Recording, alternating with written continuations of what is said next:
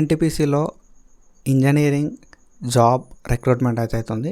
So ఈ job రిక్రూట్మెంట్కి సంబంధించి age ఎంత ఉండాలి, అప్లికేషన్ ప్రాసెస్ ఏంది, అప్లికేషన్ ఆన్లైన్లో ఆఫ్లైనా, ఫీ ఎంత ఉంటుంది, ఎన్ని పోస్టులు ఉన్నాయి, ఏ కేటగిరీ వాళ్ళకి ఎన్ని, ఏజ్ ఎంత ఉండాలి, ఏజ్ రిలాక్సేషన్ ఏమైనా ఉందా అని చెప్పి డీటెయిల్గా పాయింట్ టు పాయింట్ అయితే నేను ఎక్స్ప్లెయిన్ చేయడానికి రెడీగా ఉన్నా. ఒకవేళ కొత్త వస్తే మన ఛానల్కి సబ్స్క్రైబ్ చేసుకో and let's start the video.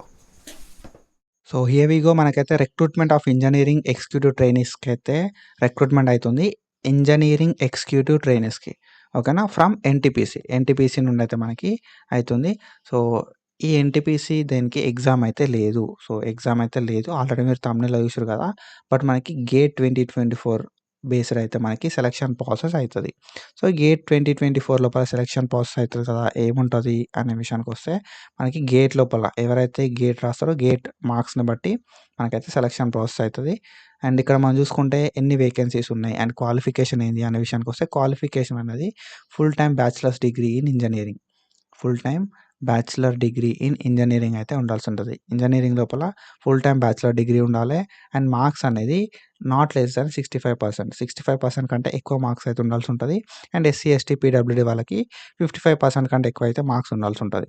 And ఇక మనం చూసుకుంటే ఇంజనీరింగ్ ఎగ్జిక్యూటివ్ ట్రైనీస్కి ఎవరెవరిని తీసుకుంటారు అనే విషయానికి వస్తే, ఎలక్ట్రికల్ 135 మెంబర్స్ని, ఎలక్ట్రికల్ ఇంజనీరింగ్ చేసిన వాళ్ళని 135 మెంబర్స్ని, మెకానికల్ ఇంజనీరింగ్ చేసిన వాళ్ళని 180 మెంబర్స్ని, ఎలక్ట్రానిక్స్ ఆర్ ఇన్స్ట్రుమెంటేషన్ ఇంజనీరింగ్ చేసిన వాళ్ళని 85 మెంబర్స్ని, అండ్ దాని తర్వాత సివిల్ ఇంజనీరింగ్ చేసిన వాళ్ళని 50 మెంబర్స్ని, మైనింగ్ లోపల ఇంజనీరింగ్ చేసిన వాళ్ళని 25 మెంబర్స్ని అయితే తీసుకుంటున్నారు. సో వాళ్ళు పక్కా అయితే must have appeared graduate aptitude test in engineering, gate అయితే పక్కా రాసి ఉండాల్సి ఉంటుంది, ఓకేనా. సో ఇది అయిపోయిన తర్వాత మనం ఇక్కడ చూసుకుంటే మనకి ఏజ్ లిమిట్ అనేది 27 ఇయర్స్. 27 ఇయర్స్ కంటే ఎక్కువ ఉన్న వాళ్ళు ఎవరు కూడా అప్లై చేసుకోవడానికి లేదు, ఓకేనా. So SC ST OBC and PWD వాళ్ళకైతే గవర్నమెంట్ నార్మ్స్ ప్రకారం అయితే ఈ అప్లికబుల్ ఉంటుంది ఏజ్ రిలాక్సేషన్. అండ్ ఇక్కడ మనం చూసుకుంటే ఇంకా నెక్స్ట్ మనకి ఇంపార్టెంట్ థింగ్ ఏంది అనే విషయానికి వస్తే, మనకి పే స్కేల్, ఓకేనా. సో పే స్కేల్ అనేది అరౌండ్ 40,000 to 1,40,000 దాకా అయితే బేసిక్ పే స్కేల్ ఉంటుంది, ఓకేనా.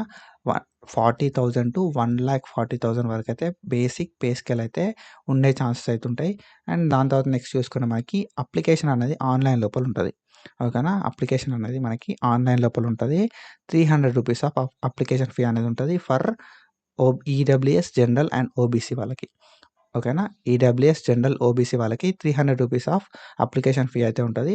And SC ST PWD ex service man ఫీమేల్కి అయితే ఎట్లాంటి ఫీ అయితే ఉండదు, ఓకేనా. పేమెంట్ అనేది ఆన్లైన్ లోపల చేసుకోవచ్చు, ఆఫ్లైన్ లోపల చేసుకోవచ్చు. సో ఆఫ్లైన్ లోపల వేసుకున్న వాళ్ళకి ఈ అకౌంట్ నెంబర్ ఇచ్చారు అండ్ కొన్ని డీటెయిల్స్ అయితే ఇచ్చారు. అండ్ దాంతోపాటుగా if you want to apply, so ఎట్లా అప్లై చేసుకోవాలి అండ్ అప్లై చేసుకోవడానికి ఏమేమి కావాలి అనే విషయానికి వస్తే, ఇక్కడ మనం చూసుకుంటే, సో ఇక్కడ మనకి డీటెయిల్స్ అయితే ఇచ్చారు. Pan card, Aadhaar card, SSC మేమో, గేట్ రాసిన ఏదైతే స్కోర్ కార్డు ఉంటుందో స్కోర్ కార్డు, అండ్ దాంతోపాటుగా ఇంజనీరింగ్ డిగ్రీ సర్టిఫికేట్, అండ్ ఏదైతే మార్క్స్ మేము ఉంటుందో మార్క్స్ మేము, ఇవన్నీ కూడా వాళ్ళు అడిగారు.